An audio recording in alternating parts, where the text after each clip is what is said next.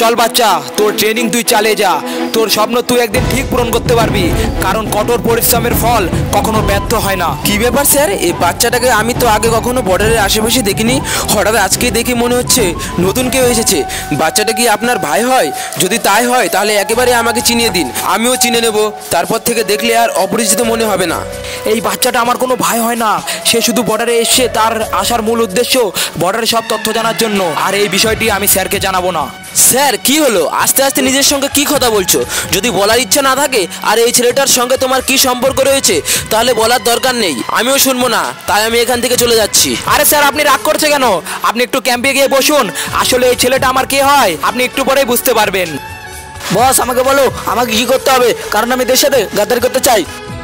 ঠিক আছে, তুই দেশের সঙ্গে গাদ্দারি কর, দেখিস আবার পরে আমার সঙ্গে গাদ্দারি না করিস। স্যার আপনি কি গাদ্দারি কথা ভাবছেন? আর এই বাচ্চাটাকে তো আমি চিনি না। তোর চেনার দরকার নেই, তোর চিন্তা করার কিছুই নেই। তুই এখন ক্যাম্পের দিকে যা, সব ধীরে ধীরে বুঝতে পারবি। শুরুতে কিছুটা অচেনা লাগতে পারে, কিন্তু তুই নিজেই দেখবি কিভাবে সব পরিস্থিতি ধীরে ধীরে পরিষ্কার হয়ে যাচ্ছে। তাই এখন ভয় বা তাড়াহুড়ো করিস না, শুধু মনোযোগ দিয়ে যা হচ্ছে তা দেখ আর এবং শেখ। আমার শেখার দরকার নেই, তুমি ভালো করে শেখো, আমি গেলাম। আরে বাচ্চা, তাড়াতাড়ি বর্ডারে গিয়ে ফৌজিদের কাছে জিজ্ঞাসা কর যে বন্দুকগুলো কোথায় আছে। আর আমি তোর কিন্তু দাদা হই না, তাও তুই ফৌজিদেরকে বলবি যে আমি তোর দাদা হই। দাদা, তোমাদের সোলজারের আমি ভাই হই। ও, তার মানে তুই আমাদের স্যারের ভাই হোস, তাহলে তো তুই আমাদের খুব কাছের মানুষ। তাহলে এক কথাই পরিষ্কার হয়ে গেল, কিন্তু এখন আমি জানতে চাই তুই এখানে আসার পিছনে ঠিক উদ্দেশ্যটা কি নিয়ে এসেছিস, আর সত্যি বলতে তোর আসার আসল দরকারটা কি সেটা একটু খোলাসা করে বল।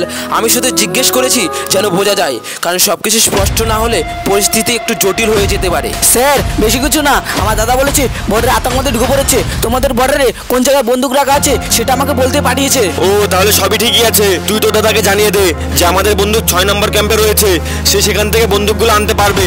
আর তাছাড়া আমাদের বন্দুক তো আছেই, তাই আমাদের পক্ষ থেকে কোনো সমস্যা হবে না। কিরে, ফৌজিরা কিছু বললো? হ্যাঁ, ফজিরা বললো ওদের 6 নম্বর ক্যাম্পে বন্দুক রাখা আছে। ও তাই নাকি? তাহলে দেরি করছিস কেন? চল তাড়াতাড়ি। তুই নকল আর্মির পোশাক পরে আর্মি সেজে দেশের সঙ্গে গাদ্দারি করলি, আর সেই সঙ্গে সঙ্গে এই বাচ্চাটাকেও গাদ্দারি করা শিখিয়ে দিলি।